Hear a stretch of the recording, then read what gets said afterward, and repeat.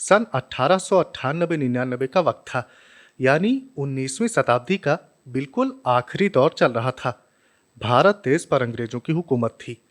ये जो वक्त था, ये चिट्ठी बाती का वक्त था, दियाबाती का वक्त था, लालटेनों का वक्त था, घोड़ों और बैलगाड़ियों का समय था। ज्यादातर गांवों को जाने के लिए कच्ची सड़क भी नहीं होती थी, बस एक पतली सी पगडंडी हुआ करती थी। कच्ची सड़क अगर होती भी थी तो सड़क के दोनों तरफ बैलगाड़ी के पहियों की गहरी लीकें बनी हुआ करती थीं।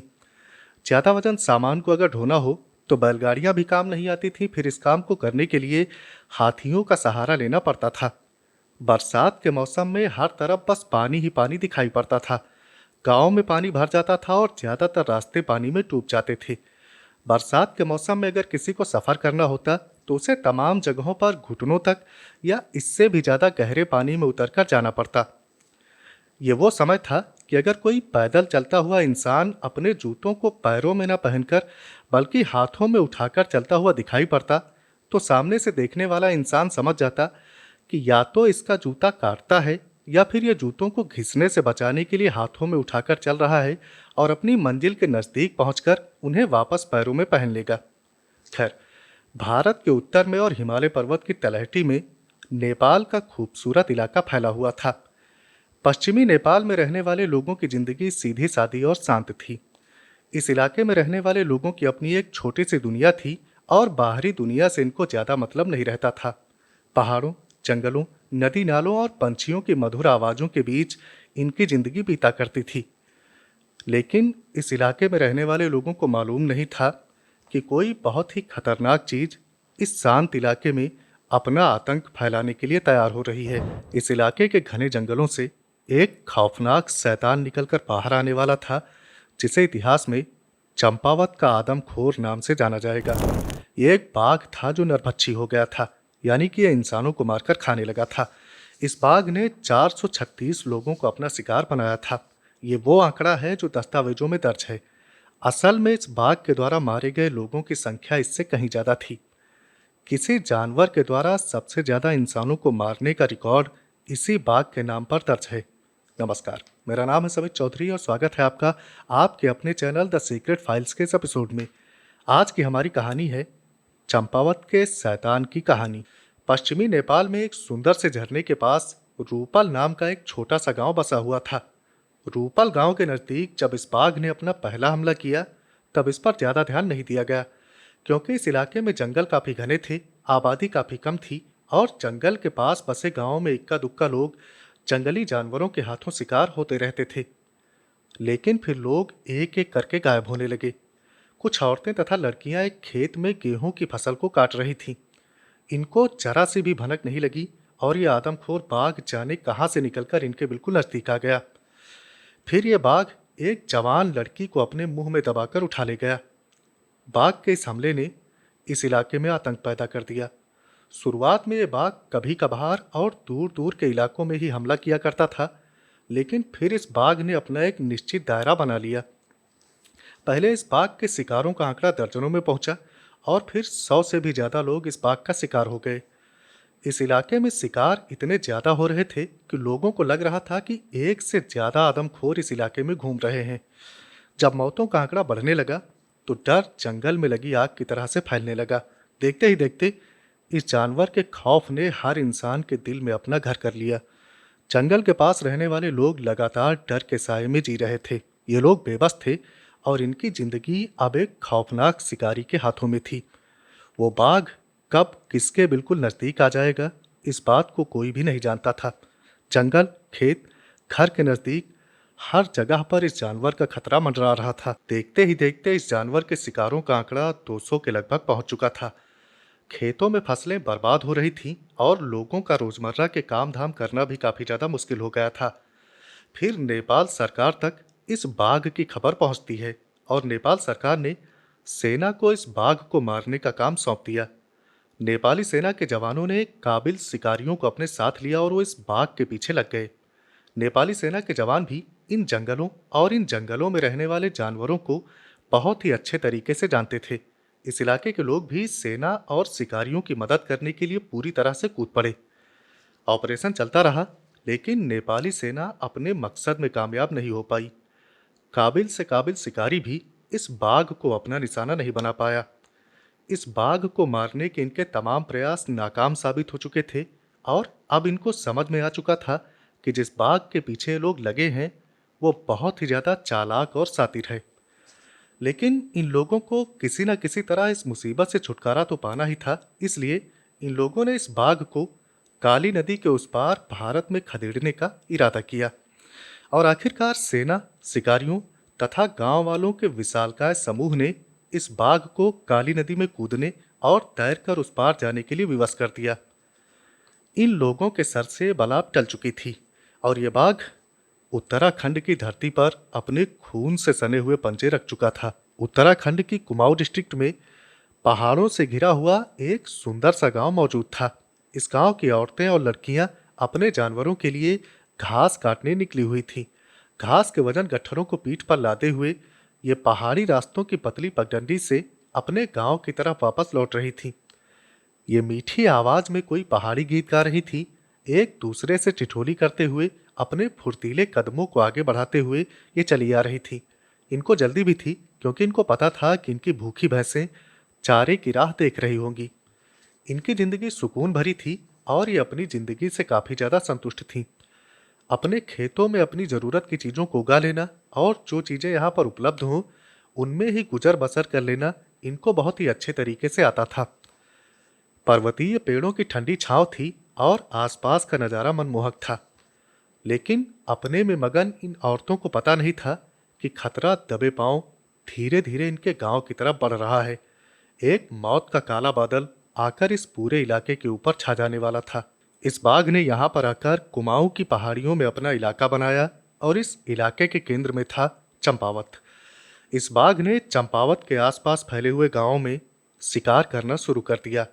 ये बाघ अपना शिकार पिछले शिकार से काफी ज्यादा दूरी पर किया करता ताकि इसका पीछा न किया जा सके। ये बाघ किसी इंसान को अपना शिकार बनाता और फिर इसके बाद बड़ी खामोशी से ये दूर निकल जाता। इस बाघ की लोकेशन कहाँ पर है किसी को पता नहीं रहता। फिर अचानक कहीं दूर से दूसरा कोई शिकार होने की खबर आती, तब लोगों को इसकी लोकेशन का पता चलता। लेकिन यह बाघ फिर से भूत की तरह से गायब हो जाता। किधर गया, अगला शिकार कहां पर करेगा, किसी को कुछ भी पता नहीं रहता। 4 सालों के दौरान इस बाघ ने यहाँ पर 236 लोगों को मार दिया था और अब इस बाघ के द्वारा मारे जाने वाले लोगों की कुल संख्या 436 हो गई थी। इस बाघ को मारने पर अंग्रेजी हुकूमत ने इनाम भी रखा हुआ था। खास शिकारियों को इसके पीछे भेजा गया था। गुरखाओं की टुकड़ियों को भी इसे मारने का काम दिया गया था, लेकिन कोई भी इस बाघ को मारने में सफल नहीं हो पाया था। एक अंग्रेज आदमी जिसे दुनिया का सबसे बेहतरीन शिकारी माना जाता था, उसे भी इस बाघ का खात्मा करने के लिए भेजा गया था, लेकिन जाने किस वजह से वो भी इस बाघ का काम तमाम नहीं कर पाया था। खैर, अब तो ये लगने लगा था जैसे इस आदमखोर को मारा जाना ही संभव नहीं है, जैसे हमेशा इसी तरह गोलियों से बचता हुआ और लोगों की जान लेता हुआ घूमता रहेगा। लेकिन इस शैतान का खूनी किस्सा उस दिन अपने आखिरी पड़ाव की तरफ मुड़ गया जब नैनीताल का डिप्टी कमिश्नर जिम कॉर्बेट से मुलाकात करने के लिए निकल पड़ा। जिम कॉर्बेट का जन्म 25 जुलाई सन 1875 को नैनीताल में हुआ था। जिम कॉर्बेट ने मात्र 8 साल की उम्र से ही बंदूक चलाना शुरू कर दिया था और 10 साल के जिम कॉर्बेट जब लोकल कैडेट कंपनी में ट्रेनिंग ले रहे थे तो इनकी निशानेबाजी ने आगे चलकर फील्ड मार्शल बनने वाले अर्ल रॉबर्ट्स को काफ़ी ज़्यादा प्रभावित किया था और अर्ल रॉबर्ट्स ने खुश होकर इन्हें एक मार्टिनी हेनरी राइफल दी थी। कुछ ही समय के बाद 10 साल के कॉर्बेट ने इस राइफल का उपयोग एक तेंदुए को अपना पहला शिकार बनाने में कर डाला। जिम कॉर्बेट को 4-5 साल की उम्र से ही जंगल और जंगली जानवरों में काफ़ी दिलचस्पी थी। जब ये जवान हुए तो जंगली जानवरों का पीछा करने में काफ़ी ज़्यादा माहिर हो गए। उत्तराखंड के पहाड़ी इलाकों में इन्होंने कई आदमखोर जानवरों का शिकार किया था और तमाम लोगों की जान बचाई थी। फिर बाद के दिनों में ये लुप्त हो रहे जानवरों को बचाने का काम करने लगे। उत्तराखंड में इनका काफ़ी आदर और सम्मान था। अनगिनत लोग इन्हें एक हीरो मानते थे। आज भी तमाम लोग इनको एक हीरो मानते हैं और आज भी इनके तमाम फैंस मौजूद हैं।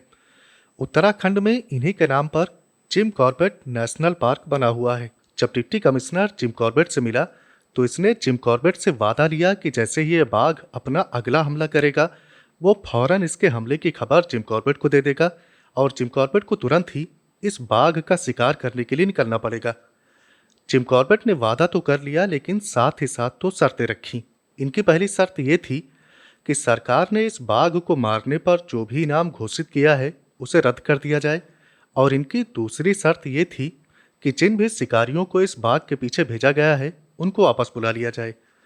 इनाम रद्द कराने के पीछे वजह यह थी कि जिम कॉर्बेट नहीं चाहते थे कि लोग इन्हें इनाम के लालच में इस बाघ के पीछे लगा हुआ शिकारी समझें और दूसरे शिकारियों को वापस बुलाने के पीछे वजह यह थी कि शिकार के दौरान जाने अनजाने दूसरे शिकारियों की गोली जिम कॉर्बेट को भी लग सकती थी। ये दोनों शर्तें मान ली गईं और एक हफ्ते के बाद डिप्टी कमिश्नर तड़के सुबह दोबारा जिम कॉर्बेट के मकान पर आ पहुंचा। धावक रात में खबर लाए थे कि आदमखोर बाघ ने पाली गांव में जो देवीधुरा और धुनाघाट के बीच में पड़ता है एक औरत को मार डाला है। जिम कॉर्बेट ने 6 लोगों को अपनी कैंप की ढोने के काम पर लगाया और ये लोग नाश्ता करने के फौरन बाद निकल पड़े। पहले दिन इन्होंने पैदल चलते हुए 17 मील का सफर तय किया और शाम होते होते ये लोग धारी पहुंचे। अगली सुबह का नाश्ता इन्होंने मोरनौला में किया और दूसरी रात इन्होंने देवीधुरा में बिताई। फिर इसके बाद वाली शाम को ये लोग अपनी मंजिल पाली गांव पहुंच गए। उस औरत की जान गए अब तक 5 दिन बीत चुके थे। पाली गांव में आदमी, औरतों और बच्चों को मिलाकर कुल 100 के लगभग आबादी थी।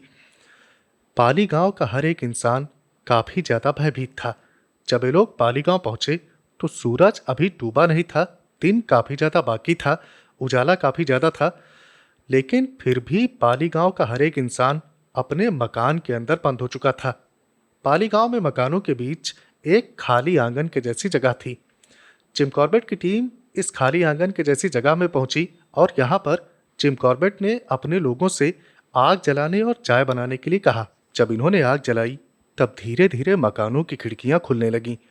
फिर डरे सहमे और उत्सुक गांव वाले धीरे धीरे अपने मकानों से बाहर आए। गांव वालों ने जिम कॉर्बेट को बताया कि हमले को 5 दिन बीत चुके हैं, लेकिन अभी तक कोई भी गांव वाला अपने मकान से ज्यादा दूर नहीं गया है। इन लोगों का खाना खत्म हो रहा था और अगर जल्द ही उस बाघ को मारा न गया या फिर यहाँ से भगाया न गया तो इन लोगों के भूखे मरने की नौबत आ जाएगी। इसमें कोई शक नहीं था कि वो बाघ अभी भी गांव के आसपास ही मौजूद था। पिछली 3 रातों को वो गांव को आने वाली सड़क पर मकानों से महज 100 गज की दूरी पर खड़े होकर गुर्राता देखा गया था और आज के दिन भी वो गांव के पास एक कटे हुए खेत में देखा गया था। गांव के मुखिया ने बड़ी तत्परता से इन लोगों के रुकने के लिए एक कमरे का इंतजाम किया, लेकिन चूंकि एक छोटा कमरा था और जिम कॉर्बेट की टोली में खुद जिम कॉर्बेट को मिलाकर 8 लोग थे, इसलिए जिम कॉर्बेट ने रात बाहर गुजारने का फैसला किया। रात का खाना खाने के बाद पहले तो जिम कॉर्बेट ने यह सुनिश्चित किया कि इनके सभी लोग सुरक्षित रूप से कमरे के अंदर बंद हो गए हैं। फिर जिम कॉर्बेट ने अपनी बंदूक उठाई और ये गांव से बाहर आकर थोड़ी दूरी पर सड़क के किनारे लगे हुए एक पेड़ से टेक लगाकर बैठ गए। ऊपर आसमान में लगभग पूरा चांद निकला हुआ था और आसपास का वातावरण तेज चांदनी में नहाया हुआ था। जिम कॉर्बेट को अपने सामने दूर बर्फ से ढकी हुई पहाड़ों की चोटियां दिखाई पड़ रही थीं। गांव वालों ने जिम कॉर्बेट को बताया था कि वो बाघ रात के वक्त इस रास्ते पर टहलता है, तो जिम कॉर्बेट को लगा कि अगर वो बाघ आज भी इस रास्ते पर आया तो इनको निशाना लगाने का एक अच्छा मौका मिल सकता है। इससे पहले भी जिम कॉर्बेट ने जंगली जानवरों का शिकार करने के लिए तमाम रातें जंगल में बिताई थीं, लेकिन किसी आदमखोर का शिकार करने का ये इनका पहला मौका था। चांद की रोशनी में पूरा रास्ता तो साफ साफ दिखाई पड़ रहा था, लेकिन रास्ते के दोनों तरफ घने पेड़ों की कतारें लगी हुई थीं, जिनकी काली परछाई की वजह से रास्ते के दोनों तरफ अंधेरा था। जिम कॉर्बेट को यहाँ पर बैठे हुए कुछ घंटे बीत चुके थे। हर तरफ गहरा सन्नाटा फैला हुआ था। जब तेज हवा के झोंकों से पेड़ों की टहनियां झूलने लगीं और नीचे जमीन पर परछाइयां नाचने लगीं, तब जिम कॉर्बेट के दिल में डर बैठने लगा। जिम कॉर्बेट को लगने लगा जैसे दर्जनों बाघ पेड़ों के अंधेरे में छुपे हुए घात लगाए हुए बैठे हैं और इनके ऊपर हमला करने की फिराक में हैं। जिम कॉर्बेट को अब अपने रात यहाँ पर गुजारने के फैसले पर काफी ज्यादा पछतावा हो रहा था, क्योंकि इन हालातों में अगर उस बाघ ने हमला कर दिया तो जान बचाना लगभग असंभव था। जिम कॉर्बेट अब भागकर वापस गांव भी नहीं जा सकते थे, क्योंकि पहली बात यह थी कि ये काफी ज्यादा डर चुके थे। गांव तक वापस जाने की अब इनमें हिम्मत नहीं बची थी, और दूसरी बात यह थी कि रात के सन्नाटे में जरा सी भी हलचल उस बाघ का ध्यान इनकी तरफ खींच सकती थी। डर और ठंड के मारे कांपते हुए जिम कॉर्बेट अपने पैरों के घुटनों को ऊपर उठाकर सिकुड़े हुए पेड़ से सटे हुए बैठे रहे।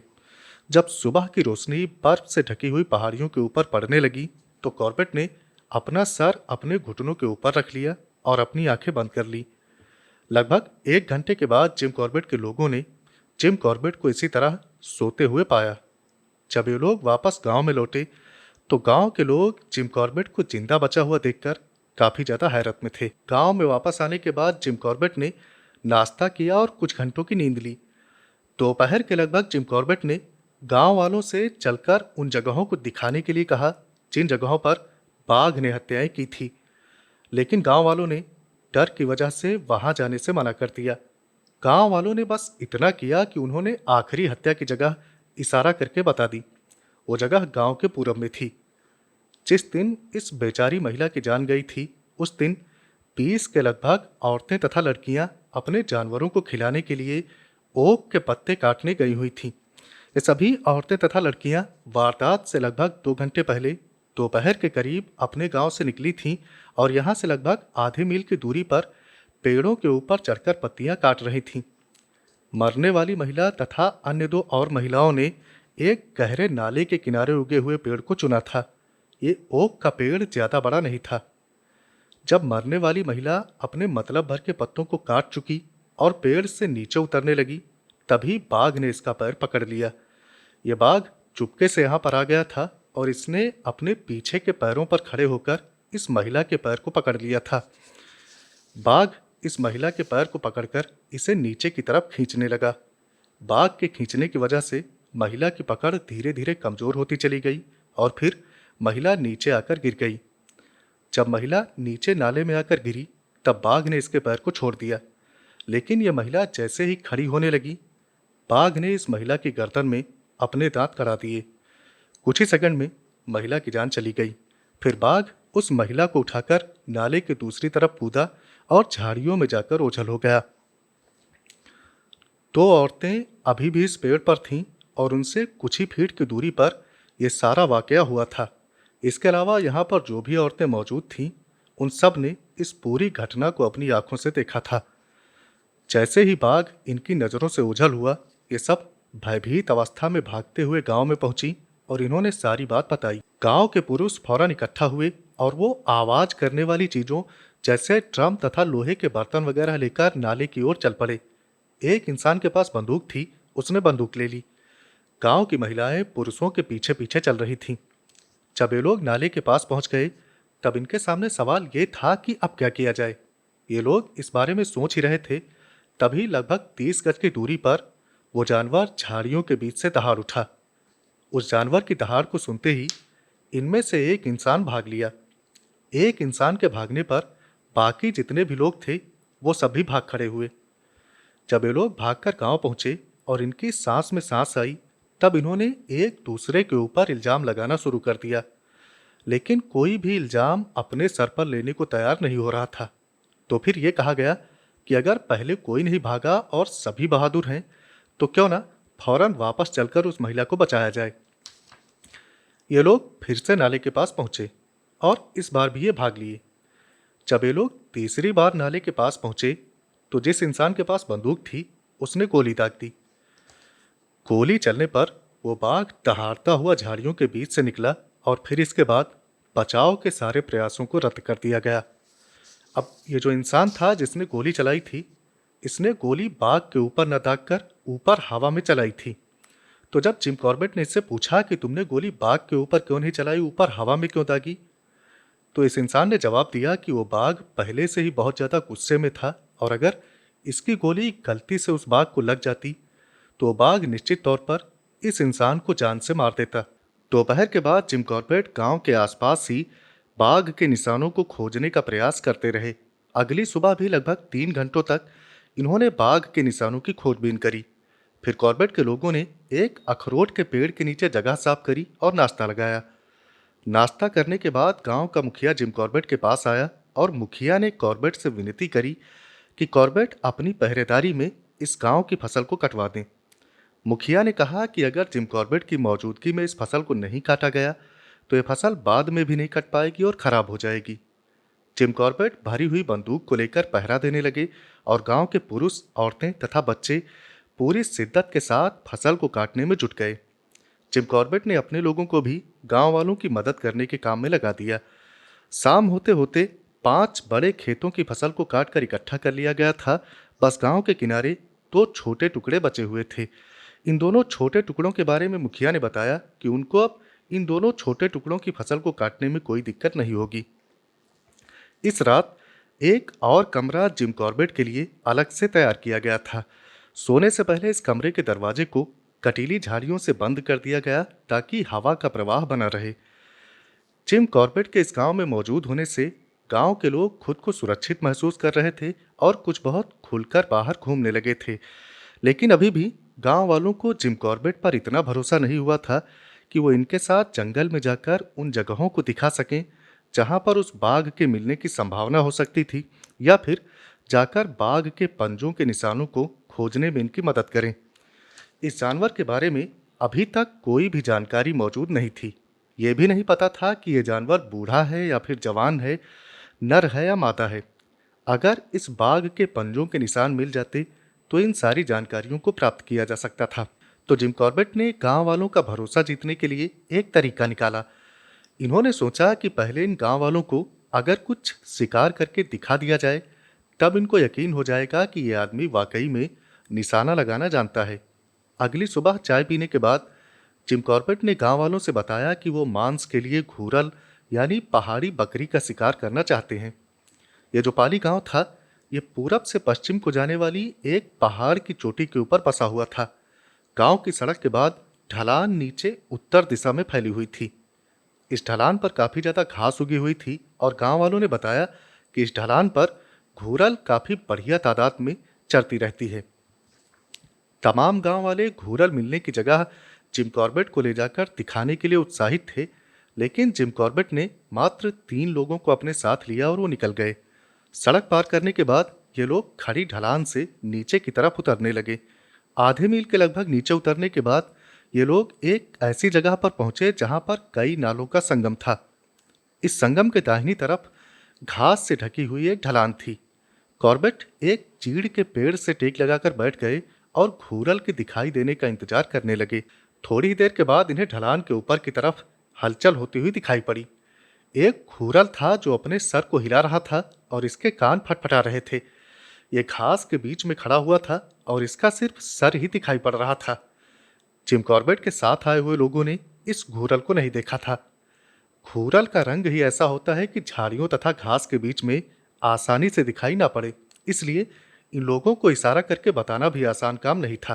खैर, जिम कॉर्बेट ने इन लोगों को उस तरफ देखते रहने के लिए कहा और फिर जिम कॉर्बेट अपनी बंदूक से इस घूरल के ऊपर निशाना लगाने लगे। जिम कॉर्बेट के पास जो बंदूक थी वो एक पुरानी मार्टिनी हेनरी राइफल थी जो बहुत ही ज्यादा सटीक थी। यह घूरल जिम कॉर्बेट से लगभग 200 गज की दूरी पर था। जिम कॉर्बेट ने लेटकर अपनी बंदूक को चीड़ की जड़ पर रखा, सावधानी के साथ निशाना लगाया और गोली चला दी। बंदूक का धुआं छटने के बाद जिम कॉर्बेट ने देखा कि गोली जाकर जानवर को लग गई है और जानवर लुढ़कते हुए ढलान से नीचे की तरफ आ रहा है। तो और घूरल यहीं पर घास में लेटे हुए थे। गोली चलने की आवाज को सुनकर ये दोनों घूरल भी ढलान से ऊपर की तरफ भागने लगे। इन दोनों में से जो एक बड़ा घूरल था उसके ऊपर जिम कॉर्बेट ने निशाना लगाया और इंतजार करने लगे। यह घूरल जैसे ही थोड़ा धीमा पड़ा, जिम कॉर्बेट ने गोली दाग दी। गोली जाकर इसकी गर्दन में लगी और यह भी लुढ़कते हुए नीचे की तरफ आने लगा। फिर जो तीसरा बचा हुआ घूरल था वो जैसे ही एक जगह पर थोड़ा सा मुड़ा, जिम कॉर्बेट ने इसके ऊपर भी गोली चला दी। गोली जाकर इसके कंधे में धंस गई। यह सब कुछ बिजली की सी तेजी के साथ हो गया था। ये तीनों घूरल एक साथ लुढ़कते हुए पहाड़ी की ढलान से नीचे आ रहे थे और जिम कॉर्बेट अपने मन में सोच रहे थे कि कभी कभी किस्मत इस कदर मेहरबान हो जाती है कि इंसान उन कामों को कर जाता है जो आम तौर पर असंभव लगते हैं। यहाँ पर मौजूद तीनों गांव वालों ने जब जिम कॉर्बेट की राइफल को अपना करतब दिखाते हुए देखा, तब इनको पक्का विश्वास हो गया कि आदमखोर बाघ का अब इतिहास के पन्नों में गायब होने का वक्त आ गया है। जब तीनों घोरलों को अपने साथ लेकर ये गांव वापस लौटे, तो गांव वालों को भी इस बात पर विश्वास करना काफी ज्यादा मुश्किल लग रहा था। बातें होने लगी कि साहब को तीन घोरलों का ही शिकार करना था, इसीलिए ये तीन लोगों को अपने साथ लेकर गए थे। इनमें से एक घोरल को जिम कॉर्बेट ने अपने लोगों के लिए रखा और बाकी दो गांव वालों के हवाले कर दिए। एक खुली हुई जगह में बैठकर जिम कॉर्बेट अपना नाश्ता कर रहे थे और अपने साथ गए तीनों गांव वालों की बातों को सुन रहे थे। तीनों गांव वालों ने बाकी गांव वालों को बड़े जोश से बताया कि साहब ने 1 मील से भी ज्यादा दूरी से इन तीनों घोरलों को मारा है, और साहब की बंदूक में जो जादुई गोलियां हैं, उन्होंने न सिर्फ इन तीनों घोरलों को मारा बल्कि उनको खींच कर लाकर साहब के पैरों में पटक दिया। दोपहर के खाने के बाद मुखिया ने जिम कॉर्बेट से पूछा कि वो कहाँ जाना चाहते हैं और उन्हें कितने लोगों की जरूरत पड़ेगी। तो जिम कॉर्बेट ने पहले अपने साथ गए 3 लोगों में से ही 2 लोगों को साथ ले लिया और उस ओक के पेड़ तक चलने के लिए कहा जहां उस महिला की जान गई थी। ओक के पेड़ के पास पहुंचकर जिम कॉर्बेट यहां पर बाघ के पंजों के निशानों को ढूंढने लगे। ओक के पेड़ का तना उस अभागी महिला के अपनी जान बचाने के संघर्ष की गवाही दे रहा था। बाघ के बिना दिखाई पड़े यहां तक पहुंचने का एक ही तरीका था, और वो तरीका ये था कि ये बाघ नाले के ऊपर की तरफ लगभग 100 गज की दूरी पर नाले के अंदर दाखिल हुआ होगा। जब ये लोग 100 गज की दूरी पर उस जगह पर पहुंचे, तब वहां पर इनको बाघ के पंजों के निशान मिल गए। इन पंजों के निशानों से पहली बार ये जानकारी पता चली कि असल में बाघ नहीं था, बल्कि एक बाघिन थी जो अपनी जवानी के ढलान पर थी। फिर उनको वो जगह भी मिल गई जहां पर चट्टान के पीछे लेटकर बाघिन ने उस महिला के पेड़ से नीचे उतरने का इंतजार किया था। जिस जगह पर इस बाघिन ने उस महिला को मारा था, उस जगह पर सूखे हुए खून का एक बड़ा सा धब्बा बना हुआ था। खून के निशान नाले के दूसरी तरफ निकलकर झाड़ियों में जा रहे थे। निशानों का पीछा करते हुए जब ये लोग झाड़ियों में पहुंचे, तो वहां पर इनको झाड़ियों के बीच उस महिला के कपड़े तथा कुछ हड्डियां मिल गईं। इन लोगों ने एक साफ कपड़े में उस महिला की हड्डियों को वापस ले जाने के लिए बांध लिया, क्योंकि अभी तक इस महिला की अंतिम क्रिया नहीं की गई थी। गांव वापस आकर इन लोगों ने महिला के अवशेष उसके परिवार के लोगों को सौंप दिए। चाय पीने के बाद ये लोग एक और हमले की जगह देखने के लिए निकल पड़े। गांव के पास में सड़क के किनारे कुछ एकड़ की जमीन थी। इस जमीन के मालिक ने सड़क के दूसरी तरफ पहाड़ की ढलान पर अपनी एक झोपड़ी बना रखी थी। ये आदमी अपनी पत्नी और 2 बच्चों के साथ इस झोपड़ी में रहता था। इन दोनों पति पत्नी का एक 4 साल का बेटा था और 6 साल की बेटी थी। इस परिवार की जो महिला थी, उसकी एक बड़ी बहन थी। एक दिन ये दोनों बहनें झोपड़ी से ऊपर की तरफ पहाड़ पर घास काट रही थी कि उस बाघिन ने अचानक इनके ऊपर हमला कर दिया, और वो बाघिन इस महिला की बड़ी बहन को अपने साथ खींच ले गई। इस महिला ने लगभग 100 गज की दूरी तक उस बाघिन का पीछा किया। ये अपने हंसिये को जोर जोर से लहराती रही और चीखती रही कि वो बाघिन इसकी बड़ी बहन को छोड़ दे और उसके बदले में वो इसे अपना शिकार बना ले। गांव वाले खड़े होकर महिला के इस साहसिक कृत्य को देख रहे थे। 100 गज के लगभग पहुंचकर बाघिन ने बड़ी बहन को नीचे रख दिया और फिर वो बाघिन अपना पीछा करने वाली की तरफ मुड़ी।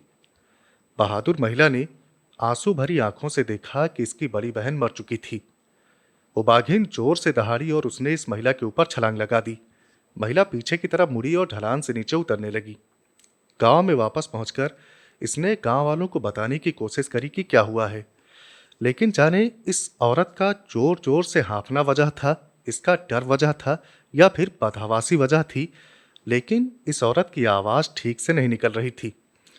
गांव वाले बड़ी तेजी के साथ उस बाघिन के पीछे गए, लेकिन बिना कोई मतलब निकले वापस आ गए। गांव के लोग जब वापस लौटे तो इनको पता चला कि इस बहादुर महिला के बोलने की आवाज चली गई है। कॉर्बेट को गांव वालों ने यह सारी कहानी बता दी थी। जब कॉर्बेट रास्ते को चढ़कर 2 कमरों वाली इस झोपड़ी तक पहुंचे, तो उन्होंने देखा कि यह महिला कपड़े धुलने के काम में लगी हुई है। इस महिला की आंखों में एक गहरी उदासी थी। उसके अलावा ये महिला सामान्य लग रही थी। ये महिला पिछले 1 साल से गूंगी थी।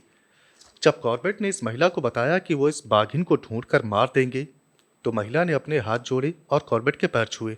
जिम कॉर्बेट को महिला के ऐसा करने पर शर्मिंदगी हुई, क्योंकि कॉर्बेट ने उस बाघिन को मार देने की बात तो कह दी थी, लेकिन एक ऐसी नरभक्षी बाघिन को ढूंढना जो एक इलाके में दोबारा हमला नहीं करती, हमला करने के लिए वापस नहीं लौटती और जिसका इलाका सैकड़ों वर्ग मील में फैला हुआ हो, भूसे के ढेर में सुई ढूंढने के बराबर था।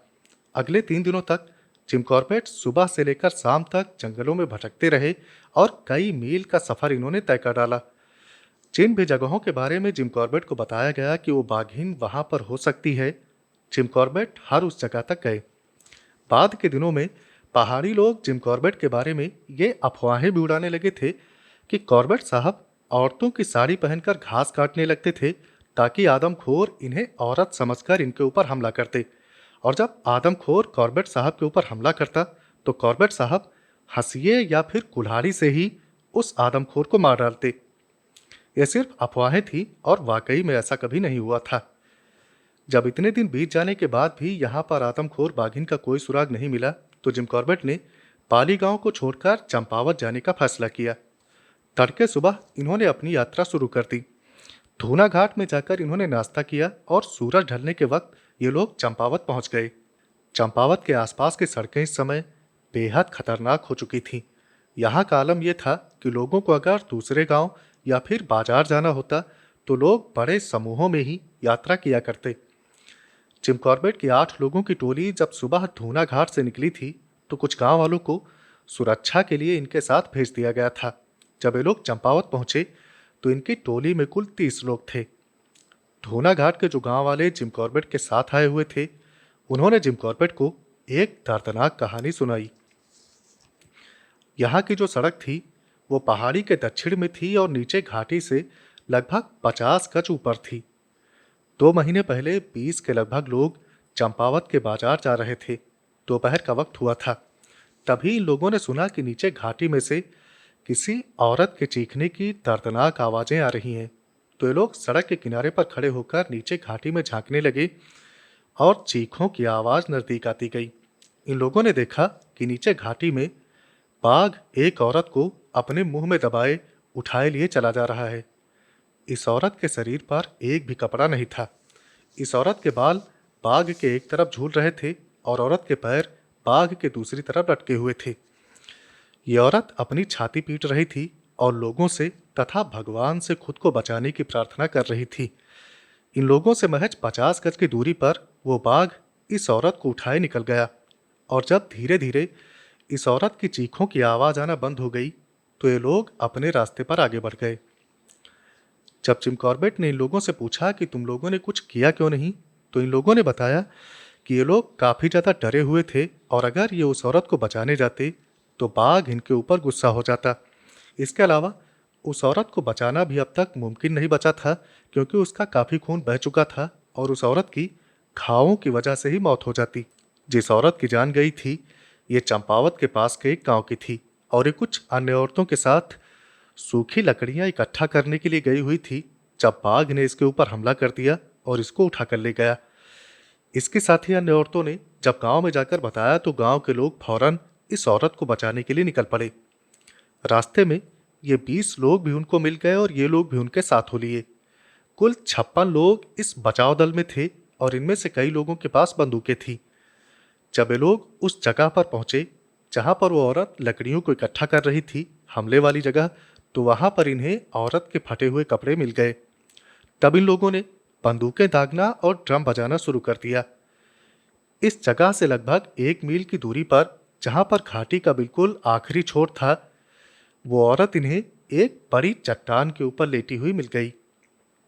असल में ये औरत नहीं थी, बल्कि एक लड़की थी। बाघ ने इस लड़की के शरीर का पूरा खून चाट लिया था, लेकिन इसके शरीर को खाया नहीं था। गांव वालों ने इस लड़की की लाश को कपड़े ओढ़ाए और उठाकर अपने साथ वापस ले गए। चंपावत पहुंचने के बाद जिम कॉर्बेट एक डाक बंगले में ठहर गए। यहाँ का तहसीलदार रात में जिम कॉर्बेट से मिलने के लिए आता है। तहसीलदार ने जिम कॉर्बेट को सुझाव दिया कि उन्हें यहाँ से कुछ मील की दूरी पर मौजूद एक अन्य डाक बंगले में जाकर रुकना चाहिए, क्योंकि उस डाक बंगले के इलाके में ज़्यादा हत्याएं हुई हैं। तो जिम कॉर्बेट ने तहसीलदार के सुझाव को मान लिया और ये अगली सुबह तहसीलदार के साथ ही उस दूसरे डाक बंगले के लिए निकल पड़े। दूसरे डाक बंगले में पहुंचने के बाद ये लोग इसके बरामदे में बैठकर नाश्ता कर रहे थे। तभी दो लोग खबर लेकर आए कि बाघ ने यहाँ से लगभग 10 मील की दूरी पर एक गाय को मार डाला है। कॉर्बेट के अलावा अभी किसी और इंसान को पता नहीं था कि असल में बाघ नहीं बल्कि बाघिन है, क्योंकि कॉर्बेट ने इस बारे में अभी किसी इंसान को बताया नहीं था। इसलिए अभी यहाँ के लोग इसे एक बाघ ही समझ रहे थे। खैर, तहसीलदार ने कहा कि उसे कुछ जरूरी काम है और वो चला गया। जाते वक्त तहसीलदार ने वादा किया कि वो शाम को वापस आएगा और रात यहीं इस डाक बंगले में बिताएगा। जो लोग खबर लेकर आए थे वो चलने में काफ़ी ज़्यादा अनुभवी थे और इनके साथ चलते हुए जिम कॉर्बेट ने औसत से काफ़ी कम समय में 10 मील की दूरी तय कर ली। यहाँ पहुँचने के बाद जब जिम कॉर्बेट ने गाय को देखा तो इनको समझ में आ गया कि किसी बाघ का काम नहीं है बल्कि तेंदुए का काम है। अब जिम कॉर्बेट के पास किसी तेंदुए को मारने का वक्त नहीं था, इसलिए जिम कॉर्बेट ने खबर लाए हुए लोगों को इनाम दिया और वापस लौट पड़े। जब ये डाक बंगले पर वापस लौटे तो सूरज ढलने में अभी 1 घंटा शेष था। इन्होंने बंगले के चौकीदार को साथ लिया और उस जगह को देखने के लिए निकल पड़े जहां पर यह खबर मिली थी कि बाघ आकर पानी पीता है। ये जो जगह थी यहाँ पर एक झरना था और झरने के पास कुछ दिन पुराने बाघ के पंजों के निशान बने हुए थे, लेकिन ये उन निशानों जैसे नहीं थे जिन निशानों को जिम कॉर्बेट ने ओक के पेड़ के पास देखा था। जब वे डाक बंगले पर फिर से वापस लौटे तो तहसीलदार भी अब तक आ चुका था। बरामदे में बैठकर ये तहसीलदार के साथ बातें करने लगे। कुछ ही देर के बाद तहसीलदार खड़ा हुआ और उसने कहा कि उसे काफ़ी लंबा सफ़र तय करना है, इसलिए वो जाना चाहता है। तहसीलदार की ये बात सुनकर जिम कॉर्बेट को काफ़ी ज़्यादा हैरानी हुई, क्योंकि तहसीलदार ने इसी दिन 2 बार रात यहीं पर बिताने के बारे में कहा था। और सवाल यहाँ पर रुकने का भी नहीं था, सवाल था यहाँ से जाने का। इस वक्त यहाँ से जाना बेहद खतरनाक साबित हो सकता था, क्योंकि रात हो चुकी थी और ये एक बिल्कुल अंधेरी रात थी। तहसीलदार के साथ में एक ही आदमी था जिसने अपने हाथ में एक धुआं देने वाली लालटेन पकड़ रखी थी और इन दोनों लोगों को मीलों का सफ़र पैदल ही तय करना था। कई जगहों पर इन्हें घने पेड़ों के बीच में पगडंडी से होकर भी जाना था। ये वो इलाका था जहाँ पर लोग दिन में भी बड़े बड़े समूहों में यात्रा किया करते थे। जब तहसीलदार अपने आदमी के साथ धीमी रोशनी में पगडंडी से होकर सामने की सड़क की तरफ उतरने लगा तो जिम कॉर्बेट इस बहादुर इंसान की बहादुरी के कायल हो गए और इन्होंने अपनी हैट उतारकर इस बहादुर इंसान को सलामी दी। कॉर्बेट को लग रहा था कि तहसीलदार के यहाँ पर न रुकने की वजह इसकी बहादुरी है, लेकिन कॉर्बेट पूरी तरह से गलत थे। असल में बात इसके बिल्कुल उल्टी थी। तहसीलदार के यहाँ पर न रुकने की वजह इसकी बहादुरी नहीं थी बल्कि इसका डर था। और ये कौन सा डर था जो आदमखोर बाघिन से भी बड़ा था? ये बात जिम कॉर्बेट को आज की रात पता चल जाने वाली थी। अब ये जो डाक बंगला था ये कोई बहुत बड़ा डाक बंगला नहीं था। इसमें मात्र 2 छोटे कमरे थे और सामने की तरफ एक छोटा सा बरामदा था। बरामदे के ऊपर एक घास का छप्पर रखा हुआ था। ये डाक बंगला आबादी से काफ़ी दूर था और जंगल के बिल्कुल किनारे था। रात का खाना खाने के बाद जिम कॉर्बेट डाक बंगले के कमरे के अंदर सो रहे थे। जिम कॉर्बेट के लोग बाहर बरामदे में सो रहे थे। ये एक बिल्कुल स्याह अंधेरी रात थी। एक लालटेन बरामदे के छप्पर से लटक रही थी और धीमी रोशनी में जल रही थी। रात का गहरा सन्नाटा हर तरफ फैला हुआ था। अचानक जिस कमरे में जिम कॉर्बेट सो रहे थे उस कमरे का दरवाजा धड़ाम की आवाज़ के साथ खुल गया। इस तेज आवाज़ से जितने भी लोग यहाँ पर सो रहे थे सबके सब जग गए। जिम कॉर्बेट बड़ी बदहवास हालत में भागते हुए कमरे से बाहर निकले और इस सामने के छोटे से मैदान में आकर खड़े हो गए और जोर जोर से हाँफने लगे। जिम कॉर्बेट की हालत बहुत ही ज़्यादा खराब थी। इन्होंने अपने पूरे कपड़े भी नहीं पहन रखे थे और इनका पूरा शरीर पसीने से भीगा हुआ था। कॉर्बेट के लोग इनको घेर कर खड़े हो गए और पूछने लगे कि क्या हुआ, लेकिन कॉर्बेट ने इस बारे में कोई बात नहीं करी। लोग बताते हैं कि जिम कॉर्बेट को इस डाक बंगले पर एक बहुत ही डरावना अनुभव हुआ था। कुछ लोग बताते हैं कि वो कोई पहाड़ी चुड़ैल थी और कुछ लोग बताते हैं कि वो किसी पहाड़ी औरत का भूत था। अगली सुबह जिम कॉर्बेट ने फलों के बगीचे और चाय के बागान की सैर करी तथा झरने में स्नान किया। दोपहर के लगभग तहसीलदार वापस लौट आया और ये बिल्कुल सही सलामत था। जिम कॉर्बेट तहसीलदार के साथ डाक बंगले के पास खड़े होकर बातें कर रहे थे। इनके सामने की सड़क के बाद ढलान नीचे की ओर जाती थी और वहां पर दूर खेतों से घिरा हुआ एक छोटा सा गांव मौजूद था। कॉर्बेट ने देखा कि एक आदमी गांव से निकला और वो ढलान पर चढ़कर इनकी तरफ आने लगा। जब ये आदमी थोड़ा नजदीक आया तो कॉर्बेट ने देखा कि आदमी जितना जल्दी हो सके इनके पास पहुंचने की कोशिश कर रहा था। जाहिर था कि इस आदमी के पास कोई महत्वपूर्ण जानकारी थी, तो कॉर्बेट खुद ढलान से नीचे उतरकर इस आदमी की तरफ जाने लगे। जब इस आदमी ने कॉर्बेट को अपनी तरफ आते हुए देखा तब ये एक जगह पर बैठकर सांस लेने लगा। जब कॉर्बेट ढलान से उतरकर इस आदमी की आवाज सुनने की हद में आ गए तब इस आदमी ने चिल्लाकर बताया कि बाघिन ने एक लड़की को मार डाला है। कॉर्बेट ने इस आदमी को उसी जगह पर बैठने के लिए कहा और ये वापस ढलान से ऊपर की तरफ भागे। डाक बंगले पर वापस आकर इन्होंने अपनी बंदूक तथा गोलियां उठाई और तहसीलदार को मामला बताकर दोबारा से ढलान की तरफ लौट गए। ये जो आदमी भागकर हमले की खबर देने के लिए आया था, इसके पैर और मुंह दोनों एक साथ नहीं चलते थे। जब ये बोलने लगता तो खड़ा हो जाता और जब ये चलता तो बोल नहीं पाता। इसलिए कॉर्बेट ने इसे चुप रहने और जल्द से जल्द हमले वाली जगह तक लेकर चलने के लिए कहा। हमले वाली जगह पर अब तक गांव के तमाम लोग इकट्ठा हो गए थे। इन लोगों ने बताया कि दर्जन भर लोग सूखी लकड़ियों को इकट्ठा कर रहे थे जब बाघिन ने एक 16-17 साल की लड़की को पकड़ लिया। कॉर्बेट ने इन गांव वालों को गांव वापस जाने और अपने वापस लौट कर आने का इंतजार करने के लिए कहा। फिर कॉर्बेट इस बाघिन के पीछे निकल पड़े। कॉर्बेट उस जगह पर पहुंचे जहां पर बाघिन ने इस लड़की को मारा था। यहां पर काफी खून जमा था। यहीं पर पास में लड़की की एक टूटी हुई चमकदार नीले गुरियों की माला पड़ी हुई थी। खून के धब्बे यहां से पहाड़ी के ऊपर की तरफ जा रहे थे। लगभग आधा मील ऊपर जाने के बाद कॉर्बेट को लड़की की साड़ी मिल गई। कॉर्बेट निशानों का पीछा करते हुए आगे बढ़ रहे थे कि एक आदमी बंदूक लिए भागता हुआ इनके पास आया। पूछने पर इस आदमी ने बताया कि इस आदमी को तहसीलदार ने कॉर्बेट की मदद करने के लिए भेजा है। अब कॉर्बेट इस आदमी को वापस भेज देना चाहते थे, लेकिन कॉर्बेट को पता था कि इस आदमी को जो आदेश दिया गया है ये उसे ही मानेगा, तो कॉर्बेट ने इसे अपने नज़दीक रहने और पीछे की तरफ नज़र बनाए रखने के लिए कहा। 600-700 गज इन निशानों का पीछा करने के बाद ये लोग एक बड़ी सी चट्टान के पास पहुंच गए। ये चट्टान लगभग 30 फीट ऊंची थी।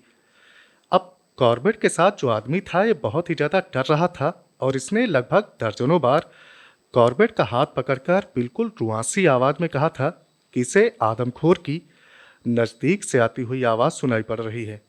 तो कॉर्बेट ने इस आदमी के डर को समझते हुए इसे चट्टान के ऊपर चढ़कर बैठ जाने और अपने वापस लौटकर आने का इंतजार करने के लिए कहा। निशान यहाँ से दाईं तरफ को मुड़ गए थे और नीचे की ओर जाने लगे थे। नीचे एक जगह पर कई नालों का संगम था। नालों के संगम वाली जगह के पास खून का एक बड़ा सा धब्बा बना हुआ था। वो बाघिन अपने शिकार को यहाँ पर खा रही थी, लेकिन कॉर्बेट के आने की वजह से उसे यहाँ से जाना पड़ा। नाले की गीली मिट्टी में बाघिन के ताजे पंजों के निशान बने हुए थे। कॉर्बेट नाले में उतर गए और इन निशानों का पीछा करते हुए आगे बढ़ने लगे। कुछ आगे बढ़ने पर कॉर्बेट को कुछ ऐसा दिखाई पड़ा जिसे देखकर इनका दिमाग सन्न हो गया। ये लड़की का कटा हुआ आधा पैर था जिससे खून अभी भी बह रहा था। कॉर्बेट का होशो हवास बिल्कुल खो गया था, लेकिन इन्होंने बड़ी तेजी के साथ अपने आप को संभाल लिया क्योंकि कॉर्बेट खुद भी एक बहुत बड़े खतरे में थे। कॉर्बेट ने फौरन अपनी 2 उंगलियों को बंदूक के ट्रिगर पर रखा और अपनी बंदूक के साथ अपने सर को ऊपर उठाया। इन्होंने जैसे ही अपनी बंदूक को ऊपर उठाया, लगभग 15 फीट की दूरी पर नाले के किनारे की मिट्टी खिसक कर नीचे आई। वो बाघिन कॉर्बेट के ऊपर हमला करने वाली थी, लेकिन जब कॉर्बेट ने अपनी बंदूक ऊपर तान दी तो बाघिन बंदूक से डरकर पलट गई। इसी वजह से किनारे की मिट्टी खिसक कर नीचे आई थी। कॉर्बेट बड़ी सावधानी के साथ धीरे धीरे नाले में आगे बढ़ते रहे। जब ये थोड़ा और आगे बढ़े तो इन्हें एक जगह पर कुरिंजी के पौधे धीरे धीरे ऊपर को उठते हुए दिखाई पड़े, जिसका मतलब था कि वो बाघिन अभी अभी कुछ ही सेकंड पहले यहाँ से गुजरी है। कॉर्बेट ने किनारे की घास को पकड़कर अपने आप को किनारे से चिपका लिया। उस बाघिन ने अपने शिकार को एक जगह पर रख दिया था और रखने के बाद ये कॉर्बेट के ऊपर हमला करने के लिए आई हुई थी, लेकिन बंदूक के डर से वापस लौट गई और अपने शिकार को उठाकर आगे बढ़ गई। आगे का रास्ता काफी ज्यादा मुश्किल था। आगे के रास्ते में चट्टानों की दरारों और झाड़ियों के बीच से होकर जाना था। उस बाघिन ने अपने शिकार को कई जगह पर रखकर खाया था और फिर वो अपने शिकार को उठाकर आगे बढ़ गई थी। ये बाघिन अपना पीछा किए जाने की वजह से काफी ज्यादा गुस्से में थी और गुस्से में ये बार बार गुर्रा रही थी। लेकिन जब बाघिन ने देखा कि इसकी गुर्राहटों का इसका पीछा करने वाले इंसान के ऊपर कोई असर नहीं हो रहा है, तब इसने गुर्राना बंद कर दिया। कॉर्बेट ने लगभग 4 घंटों तक इस बाघिन का पीछा किया और जब इनको लगा कि अंधेरा होने से पहले गांव पहुंचने के लिए अब लौटना पड़ेगा, तो ये वापस हो लिए। वापस लौटते वक्त कॉर्बेट ने लड़की के पैर को एक गड्ढा खोदकर उसमें छुपा दिया ताकि ये बाघिन को न मिले और बाद में इसे निकालकर लड़की का अंतिम संस्कार किया जा सके। कॉर्बेट का जो साथी चट्टान के ऊपर बैठा हुआ था, कॉर्बेट को वापस आता देख इसकी जान में जान आई। ये बेचारा इसी चिंता में था कि अगर कॉर्बेट वापस लौटकर ना आए तो अकेला गांव तक कैसे जाएगा। कॉर्बेट के गायब रहने के दौरान इसने जो बाघिन की गुर्राहटों की आवाज सुनी थी, तो इसको लगने लगा था कि बाघिन ने कॉर्बेट का काम तमाम कर दिया है। वापस लौटते वक्त भी ये काफी ज्यादा घबरा रहा था। इसके पास जो बंदूक थी वो भरी हुई थी तथा उसमें सेफ्टी लॉक नहीं था। ढलान से उतरते वक्त ये कई जगह पर फिसलकर गिर पड़ा। तो कॉर्बेट ने इस दिन ये नियम बनाया कि आज के बाद ये किसी भी दूसरे इंसान को शिकार के वक्त अपने साथ लेकर नहीं जाएंगे, क्योंकि अगर साथ वाले इंसान के पास बंदूक है तो गलती से उसकी बंदूक चल जाने, गोली लग जाने का खतरा रहता है, और अगर साथ वाले इंसान के पास बंदूक नहीं है तो उसकी सुरक्षा करना काफी ज्यादा मुश्किल होता है। कॉर्बेट एक जगह पर बैठकर तंबाकू पीने लगे और अगले दिन की योजना के बारे में विचार करने लगे। ये जाहिर सी बात थी कि ये बाघिन आज की रात अपने शिकार को खाएगी और अगले दिन ये कुछ नहीं करेगी, सिर्फ आराम करेगी। लेकिन बाघिन के पीछे अकेले जाना मूर्खता होगी, क्योंकि अगर ये बाघिन निशाने पर नहीं आई तो ये बाघिन इस इलाके को छोड़ देगी और फिर अगला हमला होने की खबर आने का इंतजार करना पड़ेगा। कॉर्बेट जिस जगह पर बैठे थे, यहाँ से इनके सामने पहाड़ियों का एक इलाका फैला हुआ था और इस पहाड़ियों वाले इलाके में कोई भी बस्ती मौजूद नहीं थी। पश्चिम की तरफ से एक धारा निकलती थी जो अपना रास्ता बनाते हुए पूरब की ओर गई थी। इस धारा ने यहाँ पर एक गहरी घाटी पैदा करती थी। पूरब में जाकर यह धारा एक चट्टान से टकराती थी और फिर उसके बाद ये उत्तर की तरफ मुड़ जाती थी। जब ये उत्तर की ओर मुड़ती थी तो काफी ज्यादा संकरी हो जाती थी। कॉर्बेट के सामने लगभग 2000 फीट ऊंची पहाड़ी थी और इस पहाड़ी पर कहीं कहीं चीड़ के पेड़ उगे हुए थे। पूरब की जो पहाड़ी थी वो काफी ज्यादा खड़ी थी और इस पूरब वाली पहाड़ी के ऊपर खूरल के अलावा अन्य किसी और जानवर का चढ़ना काफी ज्यादा मुश्किल था। तो कॉर्बेट ने सोचा कि अगर मतलब भर के लोगों को इकट्ठा किया जाए और बाघिन को दूसरी तरफ से भगाया जाए तो यहाँ पर ज्यादातर संभावना इसी बात की बनती है कि यह बाघिन इसी नाले की सकरी वाली जगह से होकर भागेगी। कॉर्बेट जब डाक बंगले पर वापस लौटे तो तहसीलदार यहाँ पर मौजूद था। कॉर्बेट ने तहसीलदार को पूरी योजना समझाई और ज्यादा से ज्यादा लोगों को इकट्ठा करने के लिए कहा। तहसीलदार लोगों को इकट्ठा करने के लिए चंपावत की तरफ चला गया और जिम कॉर्बेट डाक बंगले की चढ़ाई चढ़ने लगे। आज की रात जिम कॉर्बेट डाक बंगले के अंदर नहीं सोए, बल्कि बाहर बरामदे में दूसरे लोगों के साथ ही इन्होंने रात गुजारी। अगली सुबह जिम कॉर्बेट ने अच्छी तरह से नाश्ता किया और फिर ही अपने लोगों के साथ उस जगह की तरफ चल पड़े जहां पर बाघिन ने उस लड़की को मारा था। कॉर्बेट ने तहसीलदार को भी आकर इसी जगह पर मिलने के लिए कह रखा था। 10 बजे के लगभग तहसीलदार एक अन्य आदमी के साथ यहाँ पर आ पहुंचा। तहसीलदार अपनी शॉटगन लेकर आया हुआ था। फिर एक एक करके लोग आना शुरू हुए और दोपहर तक 98 लोग इकट्ठा हो गए। बाघिन के डर को देखते हुए काफी बढ़िया संख्या थी। तहसीलदार ने ऐलान किया था कि आज के दिन वो गैर लाइसेंसी बंदूकों की तरफ से अपनी नजरें फेर लेगा और अगर जरूरत पड़ी तो उनके लिए गोलियां भी उपलब्ध कराएगा। आज यहाँ पर जितनी बंदूकें थी उनसे एक छोटा कमरा भर जाता। कॉर्बेट लोगों को लेकर उस जगह पर गए जहां पर उस लड़की की साड़ी मिली थी। इस जगह के दूसरी तरफ पहाड़ी पर एक चीड़ का पेड़ था जिसका तना बिजली गिरने की वजह से फट गया था। कॉर्बेट ने लोगों को इस जगह से लेकर चीड़ के उस पेड़ तक पहाड़ की चोटी पर एक कतार में स्थान लेने के लिए कहा। कॉर्बेट कतार के दूसरे सिरे पर जाकर चीड़ के पेड़ के और नीचे जाकर सकरे नाले के पास पोजीशन लेने वाले थे। लोगों को आदेश दिया गया कि जब कॉर्बेट चीड़ के पेड़ के नीचे से अपनी रूमाल को हिलाएंगे तो लोग सभी हथियारों को दागने लगेंगे, शोर मचाने लगेंगे, ड्रम बजाने लगेंगे और पत्थरों को नीचे लुढ़काने लगेंगे, लेकिन कोई भी अपनी जगह को नहीं छोड़ेगा। तहसीलदार ने कॉर्बेट के साथ रहने का निश्चय किया। जिस जगह पर वो चीड़ का पेड़ था वहां पर ढलान काफी ज्यादा सीधी थी। तहसीलदार ने चमड़े के पतले सोल वाले जूते पहन रखे थे। जब ये दोनों चोटी से उतरकर पेड़ के पास पहुंचे तो तहसीलदार ने बताया कि अब वो और ज्यादा आगे नहीं जा पाएगा क्योंकि उसके पैरों में छाले पड़ गए हैं। तहसीलदार यहीं पर बैठकर अपने जूते निकालने लगा। अब ये जो लोगों की कतार खड़ी थी, इनको लगा कि शायद कॉर्बेट इशारा करना भूल गए हैं, तो इन लोगों ने अपने आप गोलियां दागना तथा पूरी शिद्दत से शोर मचाना शुरू कर दिया। कॉर्बेट सकरी धारा के पास वाली जगह से अभी भी लगभग 150 गज की दूरी पर थे, तो कॉर्बेट बिल्कुल एक पहाड़ी बकरी की तरह से पूरी रफ्तार से नीचे की तरफ दौड़ पड़े। सकरे मुहाने के पास एक छोटी सी जगह थी जिसमें घास उगी हुई थी। कॉर्बेट के पास अब इससे ज्यादा बेहतर जगह तलाशने का समय नहीं था, तो कॉर्बेट इसी घास वाली जगह में बैठ गए। ये घास लगभग 2 फीट ऊंची थी और ये घास कॉर्बेट को अच्छी तरह से छुपा ले रही थी। कॉर्बेट की पीठ चोटी की तरफ थी जिधर से वो आए थे। शोर मचा रहे लोग कॉर्बेट के सामने थे और कॉर्बेट का अंदाजा था कि बाघिन इनकी दाईं तरफ से होकर पीछे की ओर जाएगी। सामने लोग लगातार गोलियां दाग रहे थे और शोर मचा रहे थे। तभी वो आदमखोर बाघिन कॉर्बेट को अपने सामने लगभग 300 गज की दूरी पर 2 नालों के बीच एक घास वाली ढलान से नीचे उतरती हुई दिखाई पड़ी।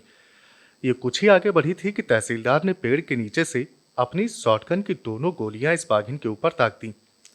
इधर से गोली चलने पर यह बाघिन मुड़ गई और वापस लौटने लगी। वापस लौटकर यह बाघिन झाड़ियों के बीच में खो गई। कॉर्बेट ने अंदाजे से जिस जगह पर यह बाघिन गायब हुई थी फायर किया। जब इधर से 3 गोलियां चली तो सामने के लोग पहले से भी ज्यादा गोलियां दागने लगे और पहले से भी ज्यादा शोर मचाने लगे। कुछ देर के बाद बाघिन बाईं तरफ सामने दिखाई पड़ी। यह अब कॉर्बेट से लगभग 30 गज की दूरी पर थी। कॉर्बेट ने अपनी राइफल से निशाना लेकर गोली चलाई और बाघिन ठिठक गई। गोली जाकर बाघिन की पीठ में लग गई थी। बाघिन को पता चल गया था कि अब इसके पास निकलने का रास्ता नहीं बचा है। ये बाघिन कॉर्बेट की तरफ मुड़ी और ये बाघिन जैसे ही कॉर्बेट की तरफ मुड़ी, कॉर्बेट को बाघिन के कंधे के पास निशाना लगाने का मौका मिल गया। कॉर्बेट ने गोली दाग दी। गोली जाकर बाघिन के कंधे में लग गई। बाघिन लड़खड़ाई, लेकिन फिर यह कॉर्बेट की तरफ बढ़ने लगी। अब कॉर्बेट के पास समस्या ये थी कि इनकी सारी गोलियां खत्म हो चुकी थीं। ये मात्र 3 ही गोलियां लेकर आए थे क्योंकि इनको लगा था कि 3 से ज्यादा गोलियां दागने का इनको मौका ही नहीं मिलेगा। कॉर्बेट सोचने लगे कि अगर बाघिन ने हमला कर दिया तो क्या करना ज्यादा ठीक रहेगा, लेकिन खैर बाघिन ने इनके ऊपर हमला नहीं किया। बाघिन धीरे से मुड़ी और इसने अपनी दाईं तरफ की धारा को पार किया। धारा के उस पार एक चौड़ी समतल चट्टान थी। बाघिन एक झाड़ीनुमा पेड़ का सहारा लेकर इस चट्टान के ऊपर चढ़ गई। कॉर्बेट ने चिल्लाकर तहसीलदार से अपनी बंदूक लाने के लिए कहा, लेकिन तहसीलदार ने बताया कि उसके पैर उसका साथ नहीं दे रहे हैं। तो कॉर्बेट दौड़ कर गए और बंदूक लेकर वापस आए। वापस आकर कॉर्बेट बाघिन के लगभग 20 फीट नजदीक पहुंच गए। बाघिन भी अब चट्टान के आगे वाले छोर पर आकर खड़ी हो गई थी। बाघिन ने बड़ा सा मुंह फैलाया और ये कॉर्बेट के ऊपर हमला करने वाली थी कि कॉर्बेट ने बाघिन के मुंह का निशाना लगाकर गोली चला दी। अब ये जो बंदूक कॉर्बेट के पास थी, ये शॉटगन, पता नहीं इसका निशाना ठीक नहीं था या फिर कॉर्बेट ठीक से निशाना नहीं लगा पाए। इस वजह से गोली बाघिन के मुंह के बजाय उसके दाएं पंजे में जाकर लग गई। खैर, गोली लगने की वजह से बाघिन पीछे हट गई और चट्टान के ऊपर लेट गई। ऊपर खड़े हुए लोगों ने एक दूसरे को चिल्लाकर बता दिया कि बाघिन नीचे चट्टान के ऊपर मौजूद है और ये सभी लोग नीचे की तरफ आने लगे। कॉर्बेट जब चट्टान पर चढ़कर बाघिन के पास पहुंचे तो इन्होंने देखा कि बाघिन मर चुकी है और इन्हें बाघिन को पत्थर मारकर इसे चेक करने में समय बर्बाद नहीं करना पड़ेगा। लोगों की भीड़ ने नीचे आकर चट्टान को घेर लिया। ये सब के सब बहुत ज्यादा गुस्से में थे और ये अपनी बंदूकों, भालों तथा जंग लगी तलवारों को लहरा रहे थे और इस जानवर के टुकड़े टुकड़े कर देने की बातें कर रहे थे। इनका गुस्सा जायज भी था क्योंकि इनमें से लगभग हर एक इंसान ने अपने परिवार के किसी न किसी सदस्य को इस बाघिन के हाथों खोया था। इनमें से एक आदमी जो सबसे आगे था, वो ज्यादा आवेश में था। ये अपनी तलवार को लहराते हुए चीखा कि यही है वो शैतान जिसने इसकी बीवी और 2 बेटों को मारा है। खैर, जितनी तेजी के साथ इनका गुस्सा परवान चढ़ा था, उतनी ही तेजी के साथ ठंडा भी हो गया। सबसे पहले उसी इंसान ने अपने हथियार नीचे रखे जिसकी बीवी और 2 बेटों को इस बाघिन ने मारा था। इस आदमी ने उग्र होने के लिए कॉर्बेट और तहसीलदार से माफी मांगी। बाघिन को यहाँ से उतारकर एक खुली जगह में ले जाया गया। जब बाघिन ने हमला करने के लिए अपना बड़ा सा मुंह फैलाया था, तो कॉर्बेट को इस बाघिन के मुंह में कुछ अजीब दिखाई पड़ा था। अब जब कॉर्बेट ने इस बाघिन के मुंह को देखा, तो उन्हें पता चला कि इस बाघिन के मुंह में दाईं तरफ का, ऊपर का और नीचे का दांत टूटा हुआ था। ये दोनों दांत बाघिन के शिकारी दांत थे। नीचे का दांत पूरी तरह से गायब था और ऊपर का आधा दांत टूटा हुआ था। बाघिन के दोनों दांत किसी शिकारी की गोली लगने की वजह से टूटे थे। इन दांतों के टूटने की वजह से बाघिन अपना सामान्य शिकार करने में अक्षम हो गई थी और वो एक आदमखोर बन गई थी। गांव वालों ने विनती करी कि बाघिन की खाल को यहाँ पर न उतारा जाए और गांव वालों को बाघिन को ले जाकर गांव की औरतों तथा बच्चों को दिखाने का मौका दिया जाए, अन्यथा वो विश्वास नहीं करेंगे कि यह शैतान मारा जा चुका है। पेड़ों को काटकर बाघिन को उस पर लिटाया गया और कपड़े से बांधा गया। फिर ये लोग बाघिन को उठाकर पहाड़ी के ऊपर चढ़ने लगे। तमाम लोग एक दूसरे को पकड़े हुए थे, सहारा दे रहे थे और ऊपर की तरफ बढ़ रहे थे। ये काम भी काफी ज्यादा कठिन था।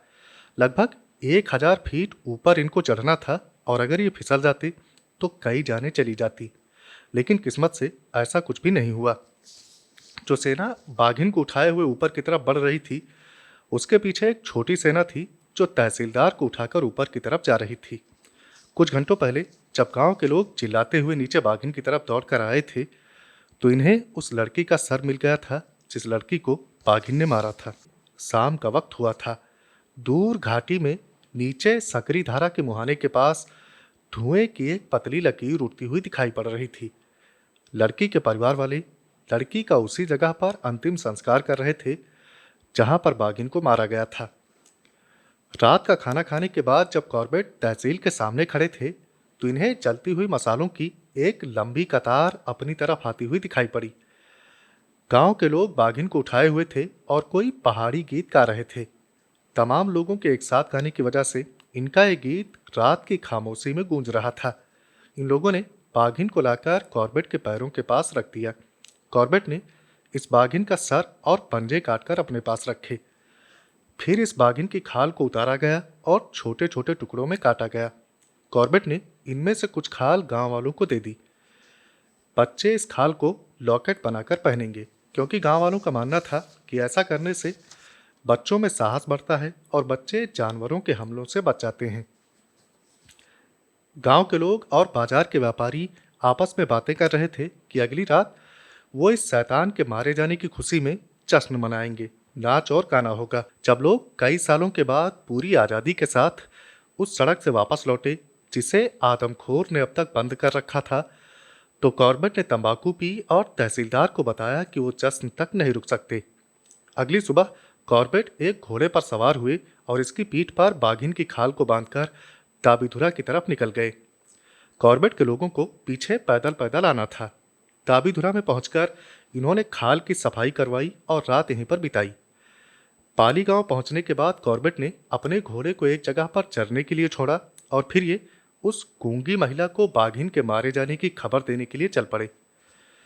झोंपड़ी के बाहर पहुंचकर इन्होंने बाघिन की खाल को नीचे जमीन पर फैला दिया और इस परिवार के बच्चे इसे आश्चर्य से देखने लगे।